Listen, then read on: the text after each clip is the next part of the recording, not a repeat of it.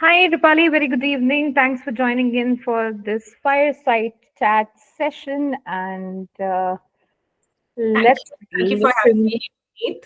Glad to be here. Glad we pleasure is all ours to for you to have be joining in this session. So let's get started for today's session. Thank you everyone those who have joined. To give a very brief introduction about Rupali, Rupali has been working with Rainbow Healthcare. And about Rupali, a small introduction I would like to read. An organizational effectiveness professional with almost 9 years of experience in solutioning for culture, talent, and leadership development agendas. So great, Rupali. You've kept it very sweet and crisp about your introduction. Would you want to add a little more about it to tell our viewers? Sure. So I'll just walk through my journey a little bit. So like you mentioned, I have about 9.5 years of experience. I started my professional work career in 2015 in Bombay. I started working with Stratum Consulting. That was my first full-time job, my first stint into consulting, and at that point, we were working with the growing organizations across the country, across industries on professionalizing, on strengthening the HR processes, on working on their culture. So essentially, that's the work that we did there, and that was my introduction to the corporate world. I would say corporate and consulting world. From there, I moved on to this organization called Apex Clubs India Private Limited. It was a cross between co-working spaces and hospitality. So we were doing something which was very new at that time, and I was working with the director of the HR there to set up the HR operations, and then we are also looking to set up some more verticals. But by and large, we set up, it scaled, and stabilized the HR operations vertical, a job I really, really cherish because that was the first time. Sometimes you have jobs that, at that point, you don't realize the value of it. But when you look back, I think that was my job that really, really strengthened my execution abilities. So, coming from consulting, while I was good with execution, not exactly the way you would do it inside an organization. So that's where I learned a lot of execution around HR operations and scaling it. Then just before COVID, I moved to another startup called Capstone People Consulting, which worked with large organizations on agendas around leadership development, diversity and inclusion, and they had two knowledge forums as well. And this is where I got introduced to, the world of leadership development, DEI, biases, leadership traits, mindsets, mindsets for a professional, first-time manager programs. And I was suddenly this kid in a candy shop. So this is an experience I call my turning point, because I knew that this is what I wanted to do. Suddenly, I've always been a reader. I would read a lot of books. And after reading them, I would be like, oh, wow, the book was amazing and interesting. I loved it. But how am I going to go and apply this in the real world? Or does this have a place in the corporate world? Or would anybody in organizations be interested to talk about things like this? And then I go to Capstone and I see organizations spending top dollars to align reflective content, to align thought leadership, to align behavioral nuances with their business goals. So I think I was suddenly this, like I said, the kid in the candy shop, super happy doing what I was doing. And I did that stint for a couple of years. And then an opportunity came up where I had to move cities, but the opportunity was to set up the OD vertical, which is Organization Development Vertical, from scratch at Rainbow Children's Medical Limited, which is a chain of pediatric and obstetrics hospitals across the country. We have about 22 we are in about 22 locations at this point. So while I got introduced to all of this at Capstone, this was my opportunity to, come to Rainbow armed with that research, and then make it my own and take it to the practical execution. So that was the exciting part about Rainbow, and here we are. Thank you, Rupali, for a great interaction. Sakshi, can I please request you to go on mute? Thank you very much. Okay. So thank you so much, Rupali, for that great introduction and the learnings from all your, the workplaces and how you have put them in your real life and how you brought your experiences to the living world. Yeah. And of course, I am very much aware of your hard work you do for, any of your PPTs or any of your sessions which you have delivered already on the HerKey platform. So very, very delighted to see those, sessions and their presentations. And as you are already aware of that, we have received a great feedback about your sessions, as they have been very, very, insightful and great takeaways from such sessions. So, keep up the good work, I would say, and, keep helping people with these insights. Moving to my questions for today's evening. So, you have worked across various industries as a consultant and internal resource. So, your journey has been commendable. I mean, you have shared already about your journey. So, this journey has been a turning point for you. How did it help you to take your calling? How did you move ahead with all this? Um, so to be really honest, a lot of choices at that. So no, I know I'm going into a little of those esoteric realm right now, but I think uh, somewhere either I don't know what to even say, but so a lot of my decisions were actually not very thought through. Some of my career choices were out of choice, and some because at that point I had no choice. But I always landed myself in roles that now, when I look back, I am so thankful that I had them. I'm just so thankful that I had them. So I've already spoken a lot about Capstone, about where I kind of learned around what I wanted to do. If I talk about Rainbow, this is healthcare.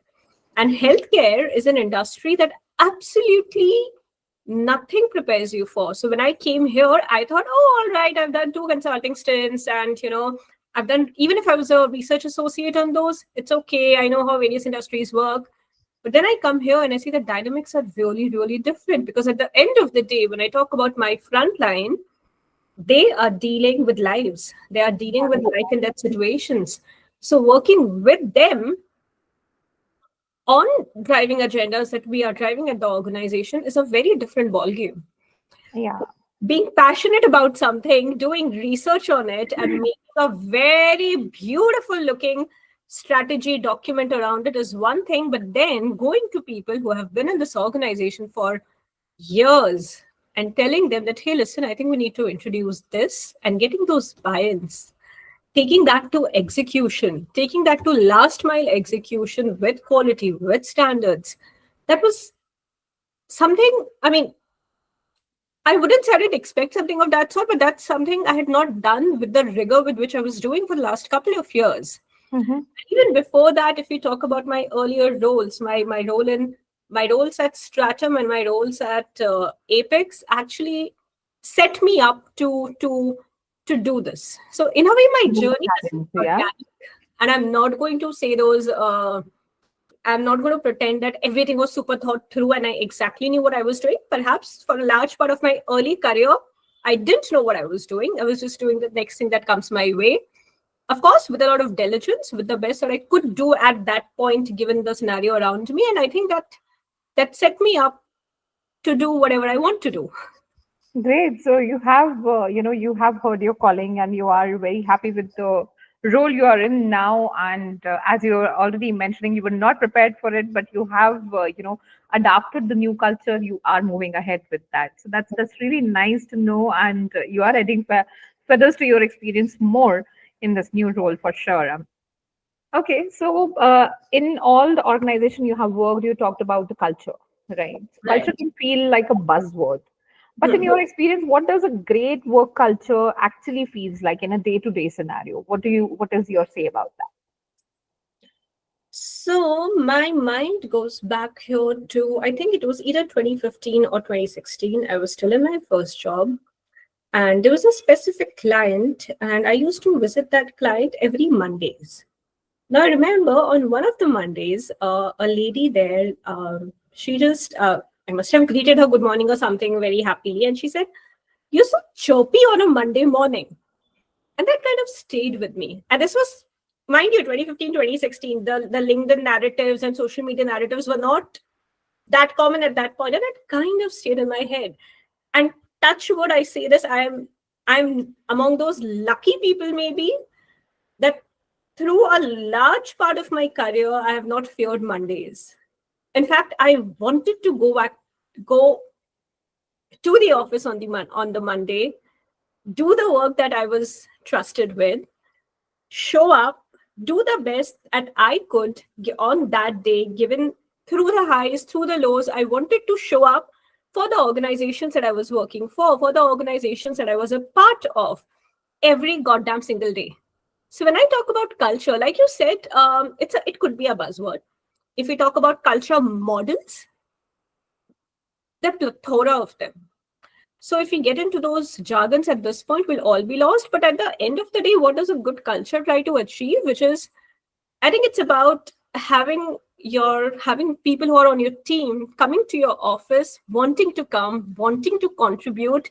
That part of discretionary contribution. That apart from what I'm expected, can I do something more? Can I do something better? Can I show up in a better way? I think.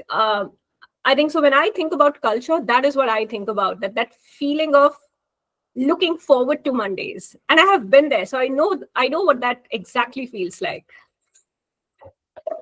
So, liking one day is great coming from a corporate employee. That is a great thing to hear. And believe me, Rupali, how many times ever I have spoken to you, yes, I have felt that chirp in your voice, that energy in your voice. Yes, definitely that makes a lot of difference when you look at, you not only look at the problems, but you do work on the solutions as well. So great knowing that about you, Rupali. Moving to the next question, you have contributed to some deep transformation projects. How do you keep people motivated and aligned during such massive changes? You have yourself worked in, a couple of organizations. So how it has been for you? See, when we talk, I mean, the word transformation in itself implies change, and I think all of us, including me, we are wired to resist change. And so resistance has always been a part of the job that I have done. In almost all my jobs, it's always been a part of what I've done. And of course, see, I have only 9.5 years of experience. I'm sure I have at least 2x of career ahead of me. So some of my perspectives may evolve over the years, but a lot of perspectives I have today comes with limited experience, and I'm very, very mindful of that. But in my limited experience as of today, there are always going to be three kinds of people. One that are very pro change. They just want, we are doing something new. Let's do it. Let's try. What at the max we fail? That's okay. Let's try. Then there's going to be this group of people that's going to be, no matter what you do, no matter how much you try and convince them, they do not want to support the agenda. Those people are there, and that is the reality. And then maybe a large part is on the fence where they're like, okay, but this is a lot of work. This does not come naturally to me or naturally to us. Why are we even doing it? What is even the need? So a large part of change management or driving a transformative agenda is to get the people on the fence to come on your side. And what in my experience, what plays really important role here is narrative. Of course. So sometimes I think in the pursuit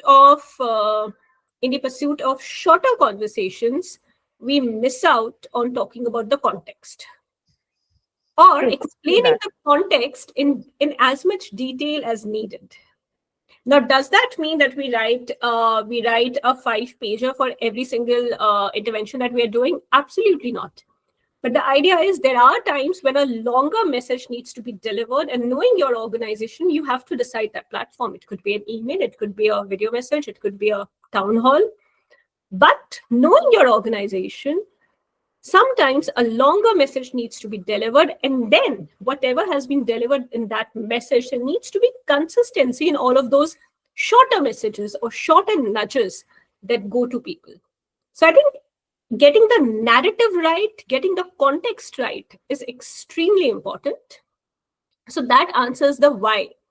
And once you answer the why, I know it's a very cliche thing, but start with why. And after you answer the why, the another question is what's in it for them? Yeah. How are they as users, or as somebody who is a part of that process, or as somebody who gets affected by that process, as a frontline employee or as a manager or as a leader or as a female employee or as a younger employee, what's in it for them? Because I mean, you may get people that would agree with only the why, but there could also be certain people who want to know that, okay, I get that we want to do this, but we can achieve it the other way also. So like, how am I benefiting from doing something differently when I'm already used to doing something in a certain way? So it's not a destructive thought, it's just a thought of why reinvent the wheel? So at that Right. point, I think talking about what's in it for them, what's in it for various cohorts makes a lot of sense. So there sometimes have to be a longer uniform conversation, followed by those micro conversations with certain cohorts of people. And then finally, throughout the transformation journey, having your closing the loop with regular check-ins, which is you may have an intention that, by saying this or by doing this, this is how it would impact. But by the time it lands on the floor, maybe it's not landed the way we intended. So how do we ensure that we kind of have that feed coming back to us? So I think these are certain things that are very, very important while driving anything that's transformative or that requires people to work in a way that's different than what they're used to. Very well articulated and explained, Rupali, as actually the transformation is a very, very elaborated term within itself. So yes, thank you for picking such points which we generally tend to not pay much attention to. Yeah, so thank you so much for pointing those out.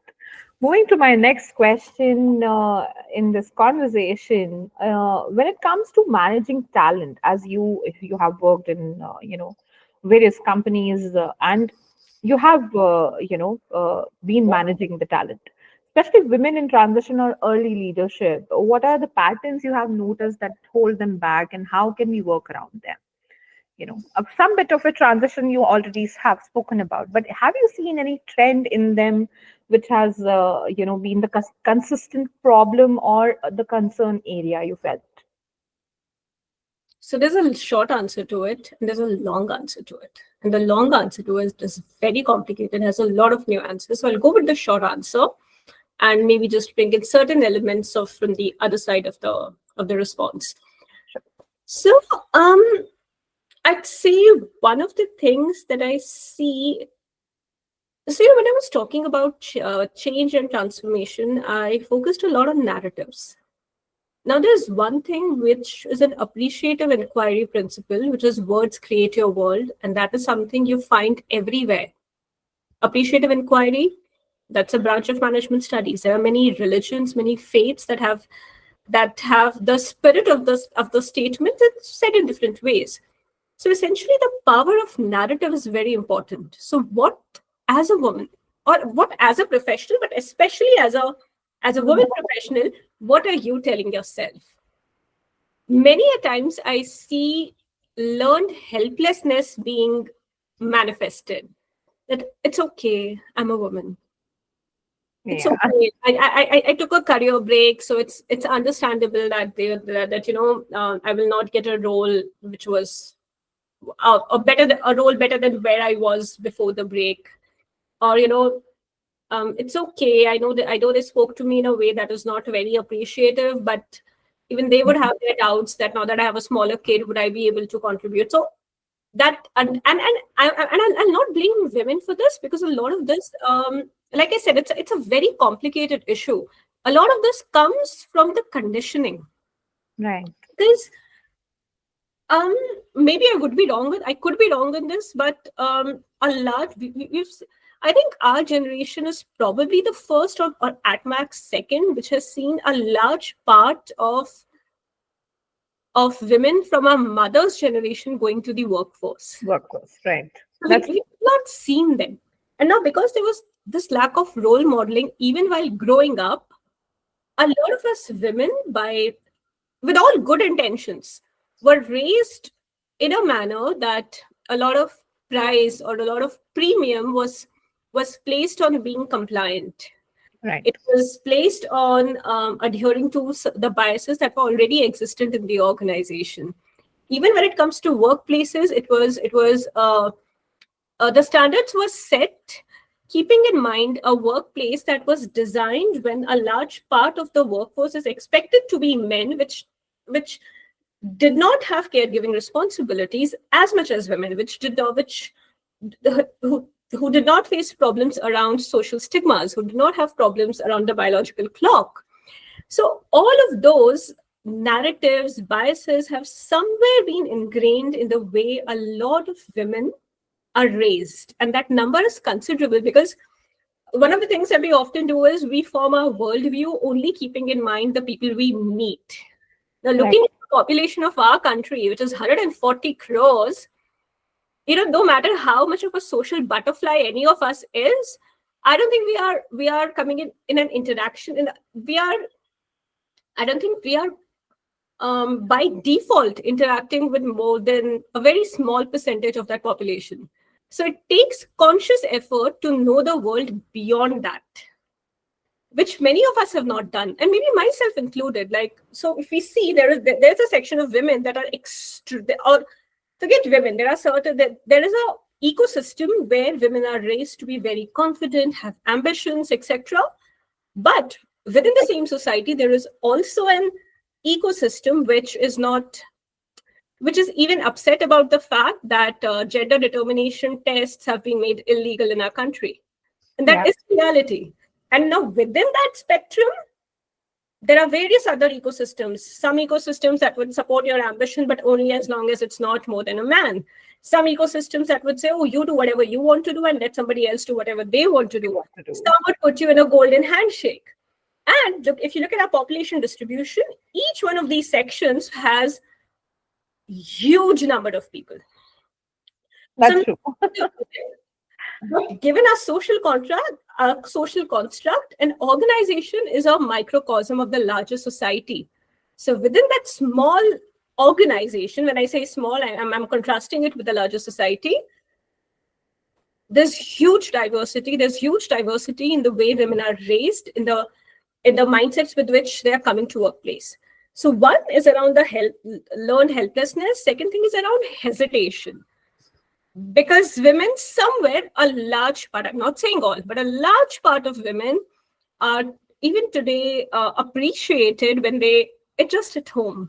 Yeah, When right. And they're okay with it. when They're absolutely okay with it. when they keep the needs of somebody else above theirs at home, when they don't talk about what is bothering them. Now, essentially, you're the same person. You can't be two different people at home and at work, right?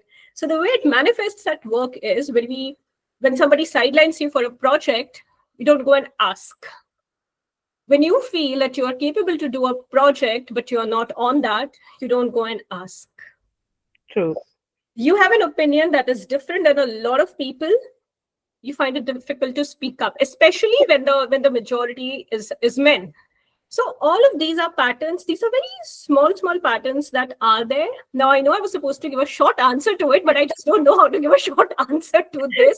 No, this is a great observation, I would say, Rupali. And to a fact, I'll just give you my example here, since I have been away from corporate for a very long time. And when, I have rejoined the workforce, I have been in this dilemma for quite some time. But then I realized that, I have to change this pattern if I want to survive in, you know, not just survive, but also to, it is necessary to speak out. It is necessary to, talk about your opinions, be very open about it. So that is definitely, that change is very much required. That is the that leads you to the growth path. Absolutely. And This yes, is, yeah, this is coming from my personal experience here. I mean, thank you. Thank you for sharing it actually. And I'll just close it by saying another, just a last segment around this, which is like I said, it was a long answer because it's a complicated problem. It's not as straightforward as we would like for it to be. And because it's complicated, there's another reality, which is there are biases against women. I mean, just the way there are certain narratives that women need to work on, there are also biases against women. Some of them are unconscious, some of them are fairly conscious and intentional. The idea is to understand where do they come from. So I think this is a very, very, because typically it takes two to tango, but in an environment like this, it's a factor of three. It's a factor of women, it's a factor of men, and more than that, it's a factor of organization. So in last couple of months, we've seen a lot of backlash around DEI, something I don't really entirely support. That's a very good opportunity to sit back and reflect that is there anything in the opposing argument that may have some merit, and only because it has some merit, it was powerful enough that it could overtake the entire narrative. And when I look at that, I'm afraid maybe in certain organizations, in certain places, that is the case. So when I talk also, I think from an organization standpoint, what we need to do is make the DEI agenda more inclusive. I know we're talking more from a gender perspective, but it's also about various generations. It's also about people who come from different industries. And the rule of thumb there is to remember that inclusion cannot be manifested by excluding the majority. Very well said, Rupali. And second thing is, while privilege is real, you can either privilege works against you, and that is against the minorities or against the perceived minority, or it works for them. For that. Privilege cannot work for inclusion if its journey, its struggles at its own level are dismissed or not even considered. So that I think is a very, very important part. And if organizations could somewhere figure out to crack that, I think we will be able to create a more supportive environment within organizations for women and also men. So I think I'll pause with that. Otherwise, I'll go on and on and on about it. No, but very, that's a great thought and a very well explained, narrative on this, where see, I have shared my own personal experience in that way, and yes, I have dealt with that issue, and I have learned to come out of it as well. But that is not the case with everyone, and that is not how everyone even look at it as a problem, Right. which needs attention, which needs correction, I would say.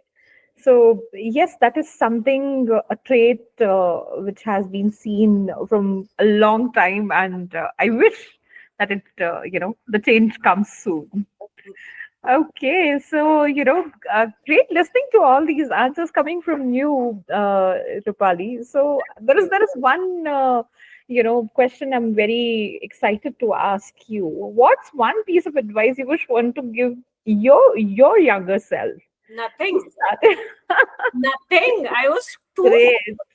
I'm too overconfident to listen to anybody say. I was like any other teenager. So even in my 20s, I was like that teenager who was like, I know how things work, and okay, they don't know what my situation is and what I want. So I was too foolish.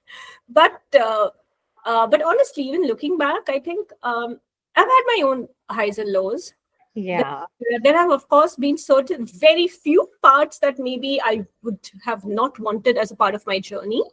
But for the most part of it, which also includes many lows and many highs, I don't think I want to change absolutely anything, because I love what I'm doing today, and it all comes from there. I mean, you don't. While advice can really help you prevent certain things, I think the journey that I've had, I think the fact that I'm a lot more confident today than I was 10 years ago, the fact that I feel a lot more secure or a lot more secure in my own skin than I was 10 years ago. I am a little more confident of how I would navigate the next low. I think all of that comes with this entire journey. So I don't think I would want to change most of it. Not at all. Pali, I am very glad to, see that how beautifully and how confidently you have taken all the lows and definitely the highs, and how beautifully you're embracing your experience and your journey. And all the very best for you to move moving ahead. Also, I would say keep the same zeal going on. Thank you. Great. It is nice to see that, you are very, very open about it. And that is something everyone should have that confidence. Instead of feeling bad about it, it is better to take a lesson and move ahead in your life. Own your own choices. Yeah. So it's Totally. great. Kudos to you for that. Thank you. Thank you. Keeping the time in mind, I'm moving to the last question, Rupali. What would you want to say to our returning women, who are looking back to the corporate workforce now after their career breaks, uh, who's feeling unsure about what they fit in today's fast evolving work culture? There is so much of stigma, there is so much of dilemma related to this, women workforce, women especially who are looking to come back to the workforce. So, what would be your advice to these women? First of all, it's absolutely normal, natural, and human to feel confused, to feel sad, and to sometimes even feel infuriated by the system. That's okay. And it's very important to sit with those feelings, because unless you sit with those, you cannot get past them. There will be a time when you've sat with them enough to know that now is the time for me to, go on to the next step, which I cannot decide. Like it could happen with, if I was in that situation, it could happen to me in 10 days. To somebody, it could happen in a couple of months. And I'm aware everybody has very, very different realities. But by and large, I'm saying sit with those feelings. And once you're ready to take action for the next part of your journey, it's very, very, very important to start from a place of clarity and self-awareness instead of just focusing on what everybody else is doing. It's very important to stay abreast with the trends in the industry, with the changing organizational dynamics in the industry, in terms of changing skill requirements in the industry. But it's equally important to be aware of where is it that what is it that you want to do in your career. Nobody else can define work-life balance for you.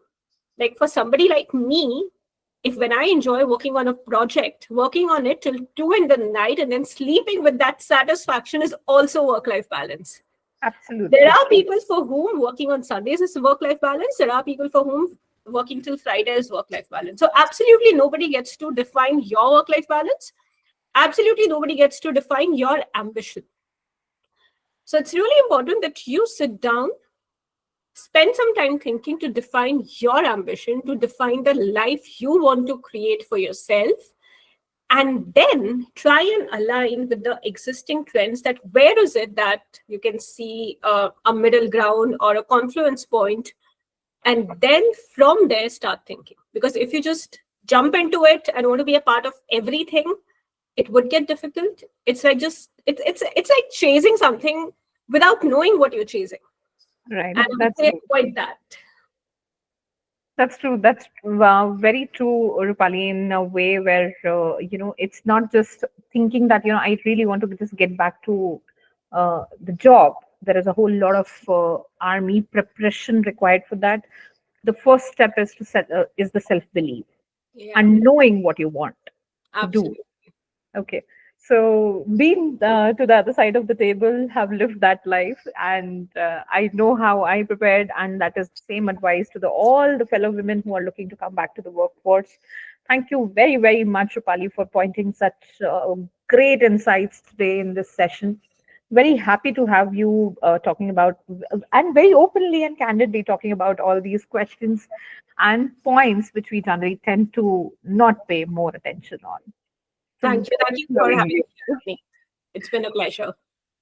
Thank you so much, Rupali. And ladies, those who have joined, I'm sure you are going away with some great takeaways from this session. Do try to adhere, do try to, change the thought process. It is, you know, it's good to change, do make some small bit of changes and move ahead with them. Also, I have posted Rupali's profile link in the chat box. Do follow for more great sessions coming ahead. And also to let you all know, we are having a very interesting session with the founder, sorry, with Kajal Shaw coming in. So please do mark in Kiran Majumdar Shaw coming in on 26th of May. And 5 p.m. That is, please mark interested for the same and be available to watch that. Thank you so much, Rupali, taking leave and wrapping this session up with great energy. So thanks for spreading that energy. Thank Take you. care Thank and you so have much. a great day ahead. You too. Bye. Bye.